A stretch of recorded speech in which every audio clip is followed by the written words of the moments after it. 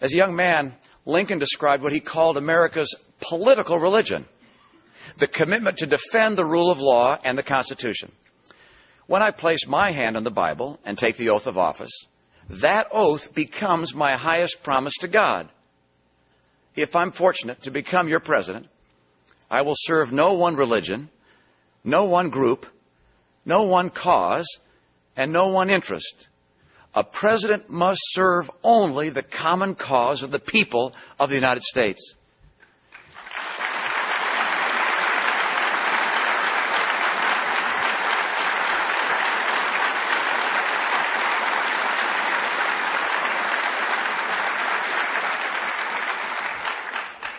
There are some for whom these commitments are not enough.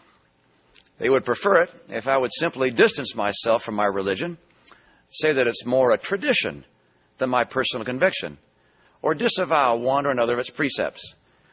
That I will not do. I believe in my Mormon faith, and I endeavor to live by it. My faith is the faith of my fathers. I will be true to them and to my beliefs.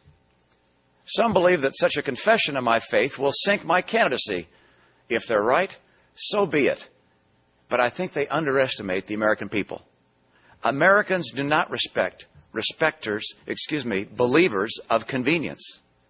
Americans tire of those who would jettison their beliefs even to gain the world. There is one fundamental question about which I'm often asked. What do I believe about Jesus Christ? I believe that Jesus Christ is the Son of God and the Savior of mankind.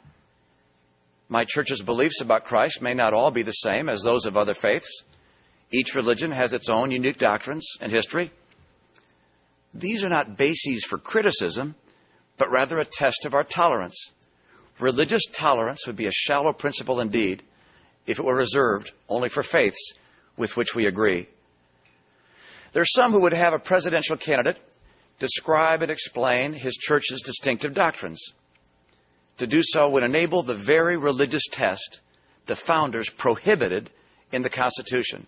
No candidate should become the spokesman for his faith. For if he becomes president, he will need the prayers of the people of all faiths.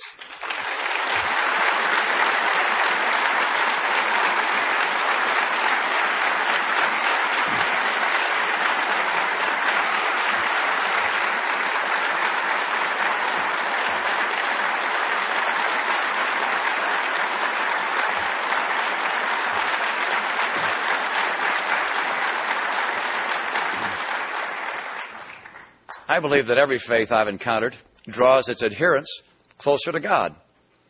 And in every faith I've come to know, there are features I wish were in my own. I love the profound ceremony of the Catholic Mass, the approachability of God in the prayers of the evangelicals, the tenderness of spirit among the Pentecostals, the confident independence of the Lutherans, the ancient traditions of the Jews, unchanged through the ages, and the commitment to frequent prayer of the Muslims. As I travel across the country and see our towns and cities, I'm always moved by the many houses of worship with their steeples all pointing to heaven, reminding us of the source of life's blessings.